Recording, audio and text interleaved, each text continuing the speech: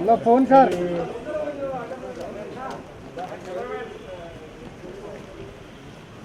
Madam side ఉండండి.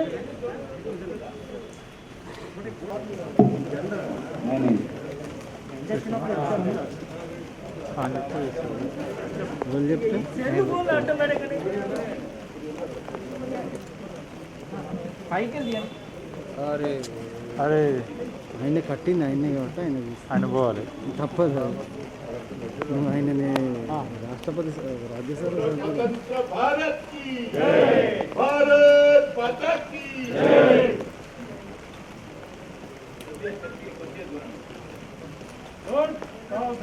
भारत माता की स्वतंत्र भारत की बोलो स्वतंत्र भारत की भारत माता की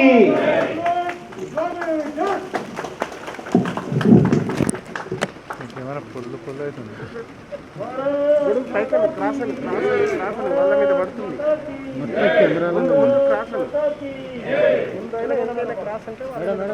పోని పోని పోయేటోళ్ళని పోనీరా బాబు.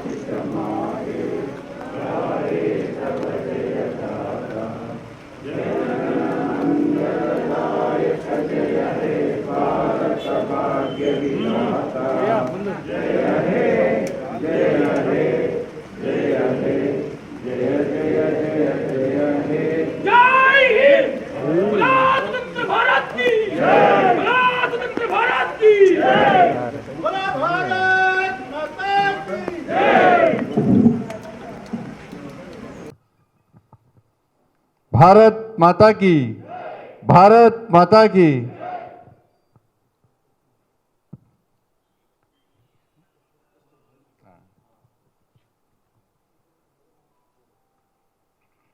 భారతీయ జనతా పార్టీ రాష్ట్ర కోర్ కమిటీ సభ్యులు, రాష్ట్ర పదాధికారులు, ఇతర సీనియర్ నాయకులు, విచ్చేసినటువంటి కార్యకర్తలందరూ కూడా, పాత్రికేయ మిత్రులందరూ కూడా 74వ స్వాతంత్ర దినోత్సవం సందర్భంగా శుభాకాంక్షలు తెలియజేస్తున్నాను.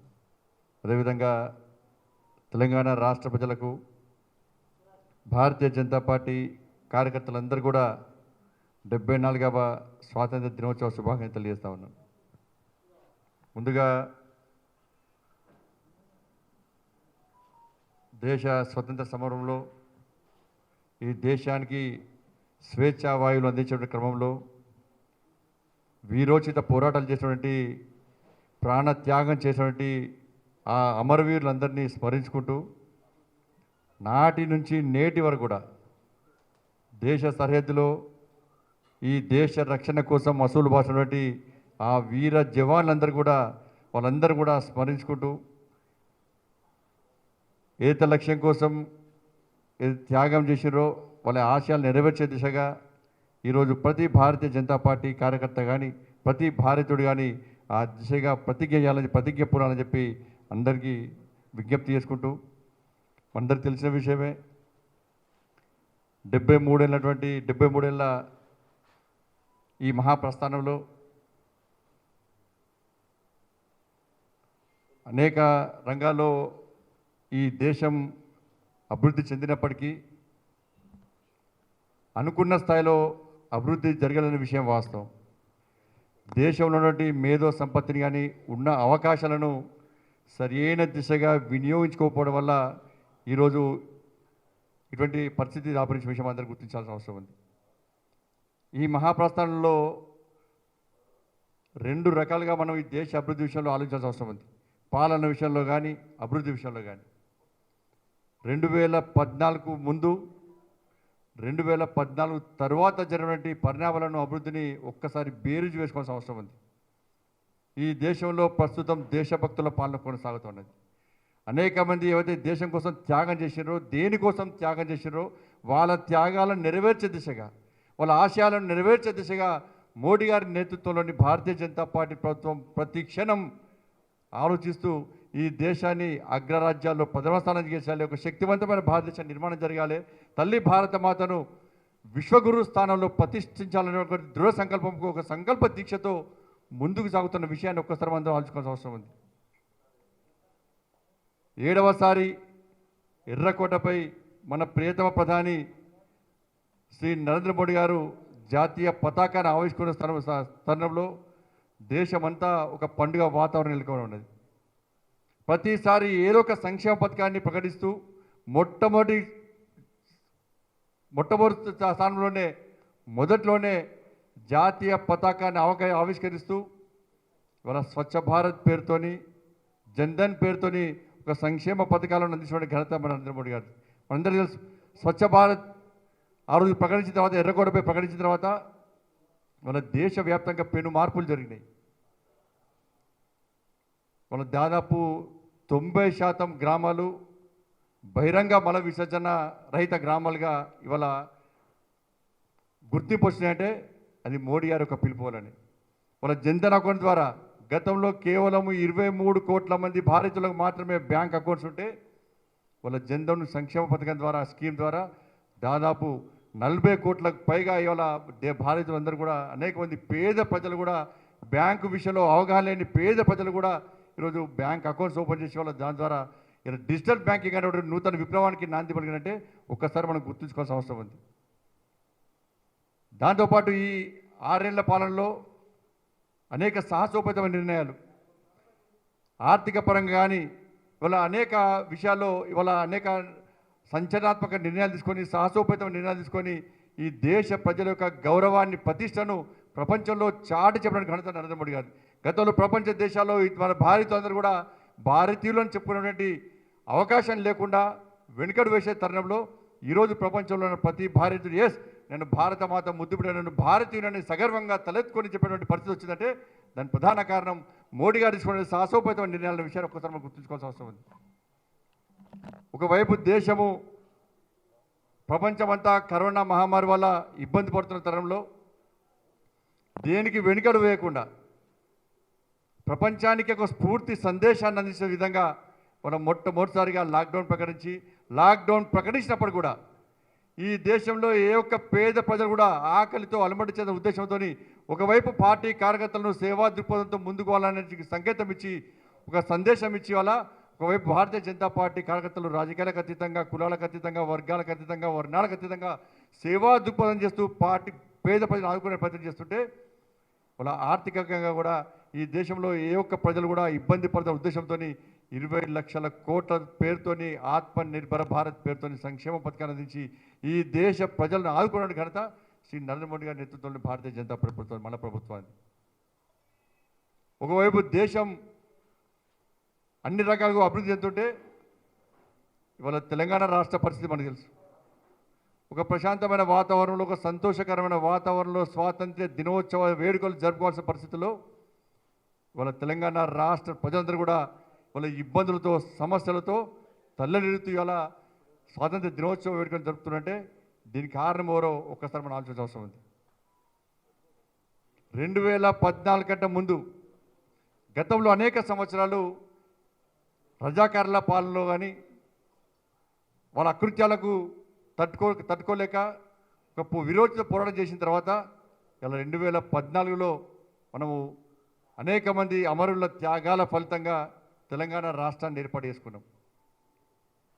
మనం చూస్తున్న తెలంగాణ రాష్ట్రంలో పరిస్థితి ఏందో, విద్య, ఉపాధి, ఉద్యోగ అవకాశాలలో తెలంగాణకు అన్యాయం జరుగుతుందని భావించి ఆంధ్రప్రదేశ్ను విభజించి వాళ్ళ తెలంగాణ రాష్ట్రంగా ప్రత్యేకంగా రాష్ట్రంగా ఏర్పడిన తర్వాత వాళ్ళు మనకు న్యాయం జరుగుతుంది, మన రాష్ట్రాన్ని మనం ఏర్పాటు చేసుకోని చెప్పి భావిస్తున్న తరంలో గతంలో ఏ విధంగా రజాకారుల పాలన సాగిందో ఈరోజు అదే పాలన కొనసాగుతున్నది.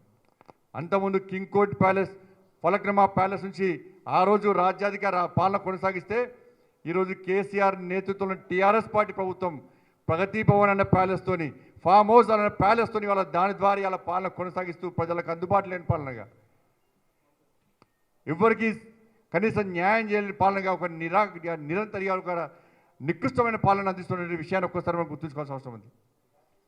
ఆ రోజు ఏవైతే రజాకార్లకు వ్యతిరేకంగా మనము యుద్ధాన్ని కొనసాగించి అనేక మంది స్ఫూర్తిగా తీసుకొని మొన్న తిరిగి మలిదశ ఉద్యమంలో తెలంగాణ రాష్ట్రాన్ని సాధించుకున్నామో ఆ రోజు ఎవరైతే రజాకార్ల వ్యతిరేకంగా పోరాటం చేస్తామో ఆ రజాకార్ల వారసులను ఇలా ప్రగతి భవన్లో కేసీఆర్ పక్కన చేసుకొని వాళ్ళ అడుగుజాడలు నడుస్తూ వాళ్ళ మనలను ఇలా శాసిస్తున్న విషయాన్ని ఒక్కసారి తెలంగాణ రాష్ట్ర ప్రజలు గుర్తుంచుకోవాల్సిన అవసరం ఉంది.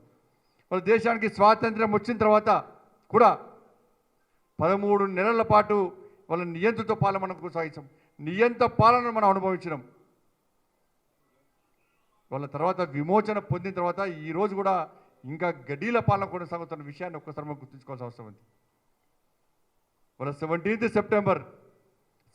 సెప్టెంబర్ను ఎట్టి పరిస్థితుల్లో జరపాలని చెప్పి ఆ రోజు ఉద్యమ సమయంలో వివరించినటువంటి కేసీఆర్, డిమాండ్ చేసినటువంటి కేసీఆర్ గారు ఈరోజు దానికి భిన్నంగా ఇవాళ గత అమరవీరుల చరిత్రను పూర్తిగా తెరమరుగు చేయాలి. ఎవరైతే ప్రాణత్యాగం చేశారో వాళ్ళని పూర్తిగా తెరమరుగు చేయాలి. మొదటి దశ ఉద్యమంలో కానీ మళ్ళీ దశ ఉద్యమంలో కానీ ఎవరైతే విరోధ పోరాటం చేశారో, ఎవరైతే మేధావులు ఉన్నారో, ఎవరైతే ఆలోచన పరున్నారో వాళ్ళందరి చరిత్రను తెరమరుగు చేసి ఆయన చరిత్రను, ఆయన కుటుంబ చరిత్రనే రాబోయే తరాలకు అందించాల కుట్రలో భాగంగా ఇవాళ 17th సెప్టెంబర్ను తెలంగాణ విమోచన దినోత్సవాన్ని జరపకుండా వాళ్ళు నిర్లక్ష్యం చేస్తున్న విషయాన్ని ఒక్కసారి తెలంగాణ ప్రజలు గుర్తుంచుకోవాల్సిన అవసరం ఉంది. కేవలం ఆయననే ఈ దేశానికి తెలంగాణ రాష్ట్ర ఉద్యమంలో ఆయనే ఓడిచిండు, నేనే చేసిన, నా వల్లనే, నా కుటుంబం వల్లనే తెలంగాణ రాష్ట్రాన్ని సాధించుకోవడం చెప్పి రాబోయే తరాలకు అందించాల కుట్రలో భాగమే 17th సెప్టెంబర్ను తెలంగాణ విమోచన దినోత్సవాన్ని అధికారికంగా జరగకపోవడానికి ప్రధాన కారణం అనే విషయాన్ని ఒక్కసారి మనం గుర్తుంచుకోవాల్సిన అవసరం ఉంది. ఒకవైపు మోడీ గారు దేశంలో అనేక సంక్షేమ పథకాలు కోవిడ్ సందర్భంలో కూడా ప్రవేశపెడితే వాళ్ళ 7,000 కోట్లకు పైగా ఇవాళ కరోనా మహమ్మారి విషయంలో ఈ తెలంగాణ రాష్ట్ర ప్రజలను ఆదుకోవడానికి కేంద్రము 7,000 కోట్లకు పైగా నిధులు కేటాయిస్తే ఏ ఒక్క పైసా ఖర్చు పెట్టకుండా ఇవాళ ఈ తెలంగాణ రాష్ట్ర ప్రజలను వంచి మోసం చేస్తున్న విషయాన్ని ఒక్కసారి గుర్తుంచుకోవాల్సిన అవసరం ఉన్నది. డాక్టర్లు ఇబ్బంది పడుతున్నారు, పారామెడికల్ సిబ్బంది ఇబ్బంది పడుతున్నారు, పోలీసులు ఇబ్బంది పడుతున్నారు, ఆశా వర్కర్లు ఇబ్బంది పడుతున్నారు, అంగన్వాడీ టీచర్లు ఇబ్బంది పడుతున్నారు, పాత్రికేయ మిత్రులు ఇబ్బంది పడుతున్నారు, కుల వృత్తుల వాళ్ళు ఇబ్బంది పడుతున్నారు, ప్రైవేట్ టీచర్స్ ఇబ్బంది పడుతున్నారు, ప్రైవేట్ లెక్చర్స్ ఇబ్బంది పడుతున్నారు, ఇలా రోజువారీ కూలీలందరూ కూడా ఇబ్బంది పడుతున్నారు, పేద ప్రజలందరూ కూడా ఇబ్బంది పడుతున్న విషయాన్ని ఒక్కసారి ఈ రాష్ట్ర ముఖ్యమంత్రి గుర్తుంచుకోవడంలో కేవలం ఈ రాష్ట్ర ప్రజలను ఆదుకునే ప్రయత్నం చేయకపోగా ఇలా ఫామ్ హౌస్కే పరిమితమై తనకు తాను తన కుటుంబాన్ని రక్షించుకోవడమే ముఖ్యం తప్ప ఈ తెలంగాణ రాష్ట్ర ప్రజలు, పేద ప్రజలను కాపాడుకునే ప్రయత్నం చేయకపోవడం వల్లనే వాళ్ళ తెలంగాణ రాష్ట్రంలో వాళ్ళ కోవిడ్ సందర్భంగా వాళ్ళ ప్రాణాలను కాపాడుకునే ప్రయత్నంలో ఇలా కార్పొరేట్ హాస్పిటల్లో ఫీజులు చెల్లించలేక దాన్ని నియంత్రించే దమ్ము ఈ టీఆర్ఎస్ పార్టీకి లేకపోవడం వల్ల అనేక మంది పేద ప్రజలు వాళ్ళ ప్రాణాలు హరించిపోతున్న విషయాన్ని ఒక్కసారి రాష్ట్ర ముఖ్యమంత్రి గ్రహించాల్సిన అవసరం ఉంది. కేంద్రం ఇచ్చిన నిధులను పూర్తిగా దారి మళ్లిస్తూ దానికి భిన్నంగా కేంద్రాన్ని ఇలా ప్రతి విషయంలో అప్రతిష్టపాలు చేసే ప్రయత్నం రాష్ట్ర ముఖ్యమంత్రి చేస్తున్నాడు. మంచి జరిగితే ఆయన ఖాతాలో, చెడు జరిగితే మాత్రం కేంద్రం మీదకి నెట్టేసే ప్రయత్నం ఈ రాష్ట్ర ముఖ్యమంత్రి చేస్తూ ఉన్నాడు. ఏ ప్రాంతంలో కూడా, ఏ జిల్లాలో కూడా కనీసం ప్రభుత్వ ఆసుపత్రుల్లో వైద్య సౌకర్యాలు లేకపోవడం వలన, డాక్టర్లకు వైద్య సిబ్బందికి సేవ చేసే ఆలోచనప్పుడు కూడా వాళ్ళకే రక్షణ లేకపోవడం వలన, కనీసం ఇలా ప్రభుత్వ ఆసుపత్రిలో వైద్య సదుపాయాలు లేకపోవడం వలన, టెస్టుల సంఖ్య పెంచకపోవడం వలన తన ప్రతిష్ట పెంచుకోవడానికి ఇవాళ తెలంగాణ రాష్ట్రాన్ని అప్రతిష్ట మూడటువంటి మూర్ఖత్వ ముఖ్యమంత్రి ఈ రాష్ట్ర ముఖ్యమంత్రి. ఇవాళ దేశవ్యాప్తంగా అనేక రాష్ట్రాల్లో ఆ రాష్ట్ర ముఖ్యమంత్రుల గురించి, వారి పాలన గురించి ఈ 15th ఆగస్టు స్వాతంత్ర దినోత్సవం సందర్భంగా పొగడ్తలతో ముంచేస్తుంటే ఈ రాష్ట్రంలో ఈ రాష్ట్ర ముఖ్యమంత్రి యొక్క విచిత్రమైన వ్యవహార శైలి వల్ల చాతకంత విషయాన్ని ఇవాళ తెలంగాణ రాష్ట్ర ప్రజలందరూ వాళ్ళు గుర్తించుకుంటున్నారంటే నిజంగా ఈ రాష్ట్ర ముఖ్యమంత్రి సిగ్గుతో తలవంచుకోవాల్సిన అవసరం ఉంది. ఒకవైపు కోవిడ్ వల్ల ఇబ్బంది పడుతున్నారు, వాళ్ళ కనీసం ఇంతమంది పేద ప్రజలు ఇబ్బంది పడుతుంటే వాళ్ళ మోడీ గారు దేశ ఆర్థిక వ్యవస్థను పటిష్టపరచడమే కాకుండా పేద ప్రజలను ఆదుకోవాలనే ఉద్దేశంతో, పేద ప్రజలు ఇబ్బంది పడుతున్న ఉద్దేశంతో అనేక సంక్షేమ పథకాలు ప్రవేశపెడితే ఈ రాష్ట్ర ముఖ్యమంత్రి కనీసం ఈ కరోనా మహమ్మారి వల్ల ఈ రాష్ట్రంలో పేద ప్రజలు ఇబ్బంది పడుతున్నారు, అనేక మంది అవుట్ సోర్సింగ్ ఉద్యోగం తొలగిస్తున్నారు, అనేక మంది ఇబ్బంది పడుతున్నారు, వాళ్ళ కుటుంబాన్ని పోషించుకోవడమే ఇబ్బంది కూడా పరిస్థితిలో కనీసము కోవిడ్ లాక్డౌన్ సందర్భంగా ఒక్క సంక్షేమ పథకాన్ని కూడా ఈ రాష్ట్రంలో ఈ రాష్ట్ర ముఖ్యమంత్రి ప్రకటించలేదంటే ఇంతకంటే సిగ్గుచేటి ఇంకోటి కాదు. ఒక్క పైసా కూడా ఈ రాష్ట్రం ప్రత్యేకంగా కేటాయించలేదంటే ఇంతకంటే దౌర్భాగ్యం ఇంకోటి కాదు. కేవలము కేంద్రం ఇచ్చిన నిధులు తప్ప, కేంద్రం ఇచ్చిన సంక్షేమ పథకాలు తప్ప ఒక్క సంక్షేమ పథకం కూడా ఈ రాష్ట్రంలో ఈ రాష్ట్ర ముఖ్యమంత్రి ప్రత్యేకంగా ఈ సంక్షేమ పథకం ప్రవేశపెట్టలేదు. ఒక్క పైసా కూడా ప్రత్యేకంగా ఈ రాష్ట్ర ప్రజలను ఆదుకునే ప్రయత్నం చేయలేదు. ఒక్క పైసా కూడా కేటాయించిన విషయాన్ని ఒక్కసారి రాష్ట్ర ప్రజలు అవసరం ఉంటుంది. వాళ్ళు కేవలం నీళ్లు, నిధులు, నియామకాల పేరుతోని తెలంగాణ రాష్ట్రాన్ని ఏర్పాటు చేసుకుంటే వాళ్ళ దానికి భిన్నంగా నీళ్ళన్ని ఫామ్ హౌస్కు, వాళ్ళ నిధులన్నీ కూడా దారి మళ్లించి జేబులు నింపుకునే ప్రయత్నం చేస్తున్నాడు. నియామకాలను కూడా కేవలం వాళ్ళ కుటుంబానికే పరిమితమైనది. తెలంగాణ రాష్ట్ర 2014 తెలంగాణ రాష్ట్ర ఏర్పాటు సమయంలో వాళ్ళ ధనిక రాష్ట్రంగా ఉన్న తెలంగాణ రాష్ట్రానికి వాళ్ళ అప్పుల రాష్ట్రంగా చేసిన దౌర్భాగ్య ముఖ్యమంత్రి ఈ రాష్ట్ర ముఖ్యమంత్రి కేసీఆర్. ఇప్పటికే 3 లక్షల కోట్ల అప్పుతో తెలంగాణ రాష్ట్రం ఇవాళ అప్పుల పాలై ఉన్నది. వాళ్ళ ఇలా ఎఫ్ఆర్బిఎం పరిమితులు సడలించొద్దని ఇంకా 1,00,000 కోట్ల అప్పులు చేసేందుకు ఈ రాష్ట్ర ముఖ్యమంత్రి ప్రయత్నిస్తూ ఉన్నాడు. అప్పులు చేయడానికి వ్యతిరేకిస్తలేము. చేసే అప్పులు అభివృద్ధి కోసం ఉండాలి, పేద ప్రజల కోసం ఉండాలి తప్ప కేవలం కాంట్రాక్టర్ల జేబులు నింపడానికి, కమిషన్తో కుటుంబాన్ని జేబులు నింపుకోవడానికి, కేవలం ఆ 3 కంపెనీలకే కాంట్రాక్ట్ అప్పగించడానికి, అభివృద్ధి పేరుతోని అక్రమ అడ్డదారులు దొక్కడానికి కాదు ఇవాళ అప్పులు చేసేది. వాళ్ళ ప్రాజెక్టుల పేరుతోని ఒకవైపు లాక్డౌన్ ఉంటే, ప్రాజెక్టుల పేరుతోని నామినేషన్ పేరుతోని వాళ్ళ కోట్లాది రూపాయల నిధులను ఇవాళ కేవలం ఆ 3 కంపెనీలకు అప్పగించడానికి ఈ రాష్ట్ర ముఖ్యమంత్రి, ఆ రాష్ట్ర ముఖ్యమంత్రి కలిసి ఆడుతున్న పన్నాగాని ఒక్కసారి తెలంగాణ రాష్ట్ర ప్రజలు ఆలోచించాల్సిన అవసరం ఉంది. భారతీయ జనతా పార్టీ ప్రాజెక్టులకు వ్యతిరేకం కాదు, అభివృద్ధిలకు వ్యతిరేకం కాదు. అభివృద్ధి పేరుతోని, ప్రాజెక్టుల పేరుతోని ఇరు రాష్ట్రాల ముఖ్యమంత్రులు, ఆ రాష్ట్ర ముఖ్యమంత్రి ఆ ప్రజలను మోసం చేయడం, ఈ రాష్ట్ర ముఖ్యమంత్రి ఈ రాష్ట్ర ప్రజలను మోసం చేస్తున్నటువంటి విధానాన్ని మాత్రమే భారతీయ జనతా పార్టీ వ్యతిరేకం. ఇవాళ ఇవన్నీ ప్రశ్నిస్తే ఇలా ఏదో రకంగా ఇరు రాష్ట్రాల ముఖ్యమంత్రులు ప్రాంతీయ విద్వేషాలు రగిలించి రాజకీయ లబ్ధి పొందే ప్రయత్నం చేయడం నిజంగా దుర్మార్గం. కాబట్టి ఇటువంటి తరుణంలో ఇవాళ 15 ఆగస్ట్ వచ్చే 15 ఆగస్ట్ వరకు ఇవాళ తెలంగాణలోని ప్రతి భారతీయ జనతా పార్టీ కార్యకర్త ఈ రాష్ట్రంలో కేసీఆర్ యొక్క నియంతృత్వ, నిరంకుశ, అవినీతి, అరాచక పాలనకు వ్యతిరేకంగా వాళ్ళ క్షేత్రస్థాయిలో భారతీయ జనతా పార్టీని పటిష్టం చేయాల్సిన అవసరం ఉంది. ప్రజాస్వామ్య తెలంగాణ నిర్మాణం కోసం ఏదైతే అమరవీరులు ఎలా ఏదైతే ఆశయం కోసం ఆత్మ బలిదానం చేసినారో, ఎవరైతే గతంలో అమరులను స్ఫూర్తిగా తీసుకొని ఆత్మ బలిదానం చేసినారో వాళ్ళ ఆశయాలు నెరవేర్చడమే లక్ష్యంగా వాళ్ళ టీఆర్ఎస్ పార్టీకి ప్రత్యామ్నాయంగా రాబోయే రోజుల్లో ఎట్టి పరిస్థితుల్లో ఈ తెలంగాణ రాష్ట్రంలో గోల్కొండ కిల మీద కాషాయపు జెండాను, కమలపు జెండాను ఎగరేసే విధంగా ప్రతి భారతీయ జనతా పార్టీ కార్యకర్త ఈ పవిత్రమైన రోజున అమరవీరులను స్మరించుకుంటూ, అమరవీరులను స్ఫూర్తిగా తీసుకొని ఈ తెలంగాణ రాష్ట్రంలో తిరిగి భారతీయ జనతా పార్టీ పాలనను అందించే విధంగా, కేసీఆర్ యొక్క నియంతృత్వ, స్వార్థపూర్త రాజకీయాలకు సమాధి కట్టే విధంగా ప్రతి భారతీయ జనతా పార్టీ కార్యకర్త ప్రతిజ్ఞ పూర్వని చెప్పి క్షేత్రస్థాయిలో భారతీయ జనతా పార్టీని బలోపేతం చేసే విధంగా అందరూ కష్టపడి పనిచేయాలని చెప్పి మరొకసారి తెలంగాణ రాష్ట్ర ప్రజలకు అప్పీల్ చేస్తున్నాం. టీఆర్ఎస్ పార్టీ పాలనకు సమాధి కట్టడం, టీఆర్ఎస్ పార్టీ గడిల పాలనను అంతమొందించడం కేవలము భారతీయ జనతా పార్టీ ద్వారా మాత్రమే సాధ్యం. మీ ఆశయాలను నెరవేర్చడానికి, ఈ ప్రజాస్వామ్య పాలన అందించడానికి ఇలా భారతీయ జనతా పార్టీకి మద్దతు తెలపండి, భారతీయ జనతా పార్టీకి అండగా ఉండండి. భారతీయ జనతా పార్టీ కార్యకర్తలకు మీ గ్రామాలకు వచ్చినప్పుడు, మీ ఇంట్లోకి వచ్చినప్పుడు ఆదరించండి, అభిమానించండి, ఆశీర్వదించండి. అందరం కలిసికట్టుగా ఈ అరాచక పాలన అంతమొందిద్దాం. తప్పకుండా ప్రజాస్వామ్య తెలంగాణ నిర్మాణంలో మలిదశ ఉద్యమంలో మీ అందరు భాగస్వామ్యంగా చెప్పి మీ అందరికీ తెలియజేసుకుంటూ, మీ అందరికీ వేడుకుంటూ, మీ అందరినీ విజ్ఞప్తి చేస్తూ ఆ దిశగా మీరు ఆశీర్వాదం అందిస్తారని ఆకాంక్షిస్తూ మరొకసారి అనేక మంది అమరవీరులను ఈ వీరోచిత పోరాటంలో అసలు బాసినటువంటి అనేక మంది అమరవీరులతో పాటు కరోనా మహమ్మారిని ఇలా ఈ పేద ప్రజలను రక్షించడంలో అసలు బాసినటువంటి ఇలా కోవిడ్ వారియర్స్ అందరూ కూడా స్మరించుకుంటూ వారికి నివాళులర్పిస్తూ ఆ పేద ప్రజలు కానీ వారియర్స్ అందరూ కూడా వాళ్ళ ఆత్మకు శాంతి చేకూర్చాలని చెప్పి వాళ్ళ కుటుంబంలో కూడా మనోధైర్యం నింపాలని చెప్పి మనస్ఫూర్తిగా ఆ అమ్మవారిని వేడుకుంటూ సెలవు తీసుకుంటాను. భారత్ మాతాకి జై.